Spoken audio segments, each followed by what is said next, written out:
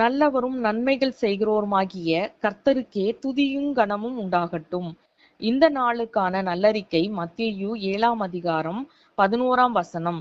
நீங்கள் உங்கள் பிள்ளைகளுக்கு நல்ல ஈவுகளை கொடுக்க அறிந்திருக்கும் போது பரலோகத்தில் இருக்கிற உங்கள் பிதா தம்மிடத்தில் வேண்டிக் கொள்கிறவர்களுக்கு நன்மையானவைகளை கொடுப்பது அதிக நிச்சயம் அல்லவா?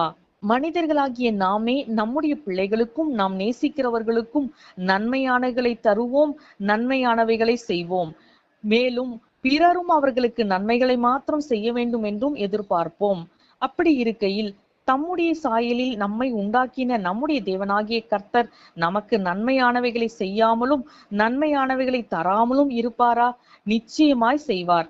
ஆகவே அவரை நோக்கி நாம் வேண்டிக் கொள்ளும் பொழுது நமக்கு நன்மையானவைகளையே தருவார் என்ற விசுவாசத்தோடு இந்த வசனத்தை நல்லறிக்கையாய் செய்து நாம் நல்ல தேவனை மகிமைப்படுத்துவோம்.